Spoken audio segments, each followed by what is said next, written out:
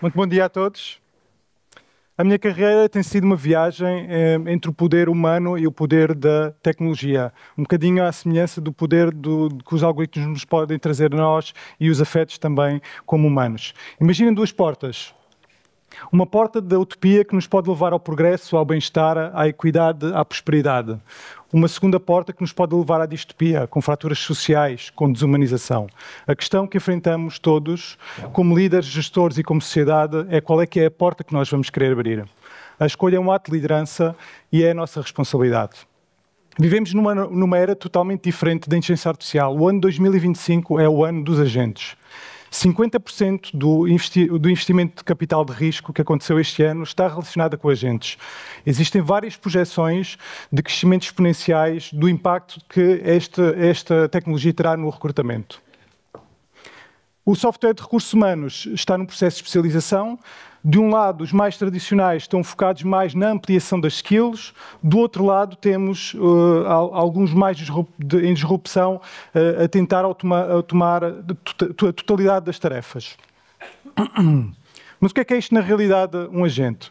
Não é mais do que um ChatGPT, um LLM, que nós hoje em dia estamos muito habituados a trabalhar, onde adicionamos a capacidade de ter memória e a capacidade de interagir com sistemas.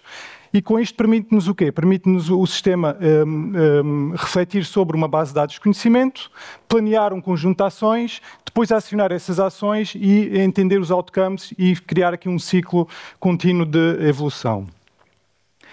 Então, aqui um exemplo nos recursos humanos. O que é que seria um clássico exemplo aqui de um agente nos recursos humanos? É um agente de gestão das ausências. O que é que basta para fazer isto? Basta ter acesso aos nossos sistemas de gestão de recursos humanos, do outro lado ter uma interface, tipicamente um chat, e criamos aqui um agente totalmente autónomo que nos permite aos nossos talentos interagir com tudo o que está relacionado com agentes, com a gestão das ausências. Qual é que é o grande poder destes agentes? É que, de repente, começamos a conectar a outras bases de conhecimento dentro da nossa organização ou mesmo até outros sistemas e passamos a ter um único ponto de contacto que nos permite automatizar interações muito complexas com múltiplos sistemas. E como é que esta colaboração híbrida entre o humano e a inteligência artificial cria uma força de trabalho híbrida? Por um lado, temos os agentes que são com capacidade de execução infinita, com memória infinita e com a capacidade de execução infinita. Isto permite o quê? Os processos mais administrativos sejam totalmente automatizados, inclusive o registro destas atividades nos nossos sistemas tipicamente internos. A equipa de recrutamento, do outro lado, liberta todo o seu tempo para a parte mais humana, que é, efetivamente, que tem que ser extremamente social, tem que ser extremamente adaptável e que acaba por conduzir a entrevista. E o sucesso é exatamente isto, é ter o human in the loop.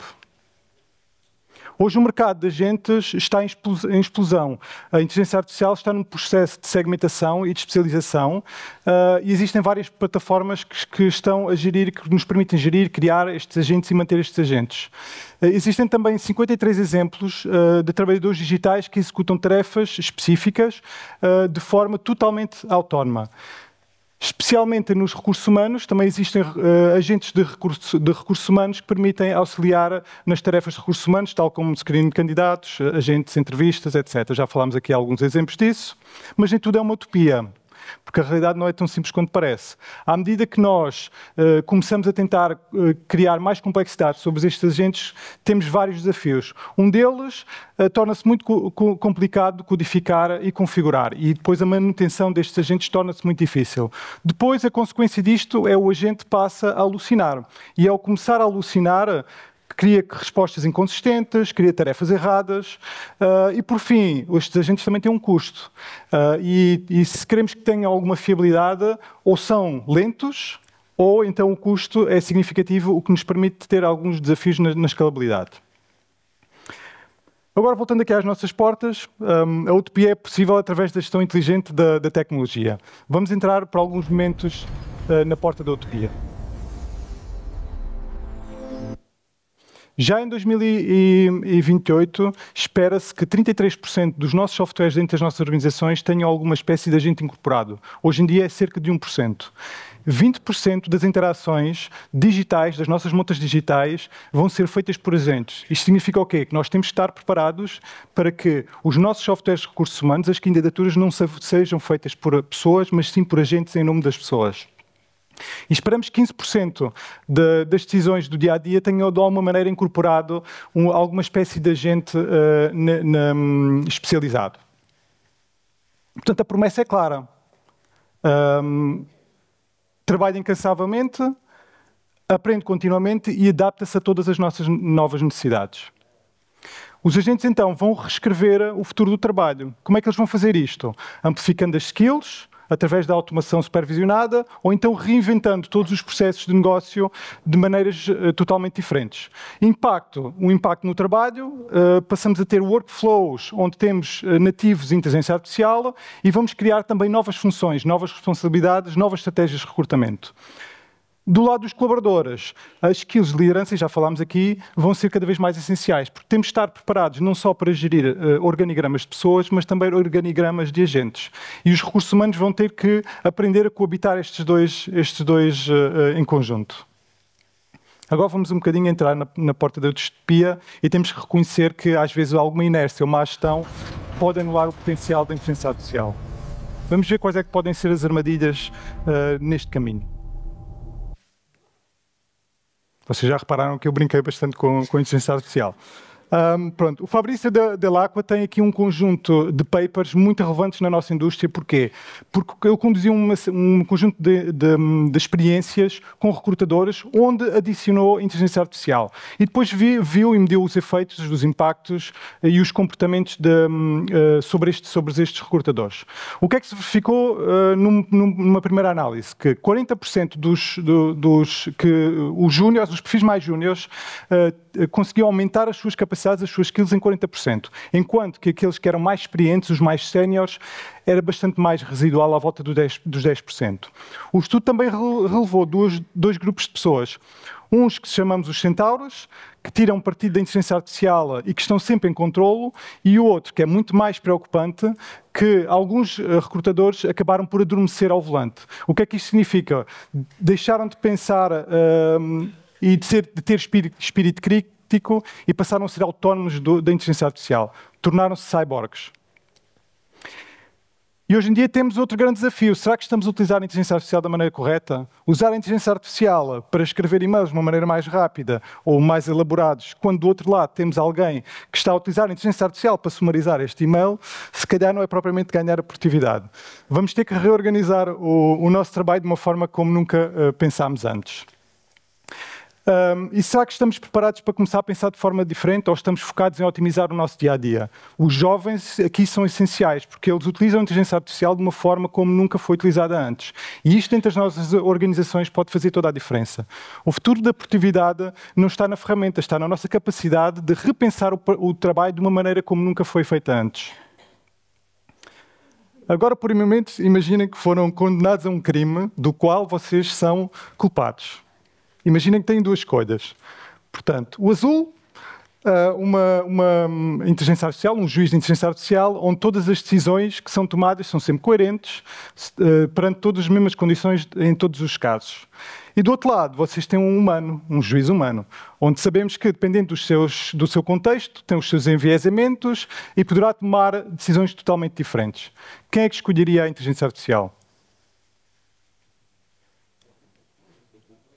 É exatamente isto. A nossa capacidade de confiar é uma questão fundamental dos recursos humanos. Mesmo quando sabemos que o algoritmo possa ser mais preciso, mais objetivo, por exemplo, numa triagem curricular ou numa análise de currículo ou de desempenho, falámos aqui há pouco, a nossa preferência enraizada é efetivamente pelo julgamento humano. E acreditamos que o humano, quando continua a conseguir ler nuances, ser mais empático, entender melhor o nosso contexto. Mas a solução vai estar no quê? Não vai estar nem um nem no outro, vai estar efetivamente no equilíbrio. Eu agora preparei aqui uma brincadeira, espero que o Ricardo e a Leonor não levem mal, mas acho que é... A porta da distopia abre-se quando a inteligência artificial é usada indevidamente em processos de recrutamento. A inteligência artificial já consegue gerar texto de forma convincente, mas mais do que isso. Hoje já não conseguimos distinguir o que é real ou não. Isto compromete a validade de todo o processo de avaliação de talento. Para conseguir criar algo que não é real é muito fácil. É necessário pouco mais do que uma imagem e algum vídeo. Esta tecnologia está acessível a todos e a qualquer pessoa e existem modelos de negócio com serviços dedicados à criação destes conteúdos. É até possível fazê-lo em tempo real sem que o receptor se aperceba. O grande problema é que, se não conseguimos confiar que as capacidades demonstradas pelos candidatos são autênticas, todo o processo da força de trabalho híbrida falha. Nothing that you have seen here is real.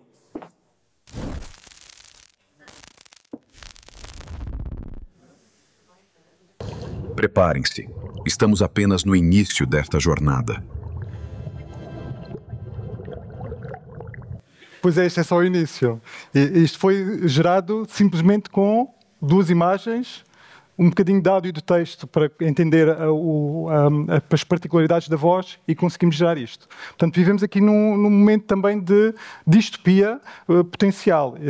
E o AI Act vem, no fundo, ajudar aqui a regular o primeiro grande regulação mundial que está a entrar em vigor e classifica os sistemas de recursos humanos como alto risco. O que é que isto significa? Significa que vamos ter que aplicar governança, vamos ter que aplicar ética enraizada dentro das nossas organizações. E é exatamente este o caminho que a Randstad está a fazer, garantido que estamos sempre a aplicar a inteligência artificial em prol do progresso humano, que as pessoas que estão sempre no loop da decisão, que existe transparência e que conseguimos explicar todas as decisões tomadas, que a justiça e a inclusividade está no core de tudo o que fazemos e que temos uma postura sempre focada na garantia e segurança da privacidade e, por fim, aconteça o que acontecer, que os humanos são sempre responsáveis pelas decisões da inteligência artificial.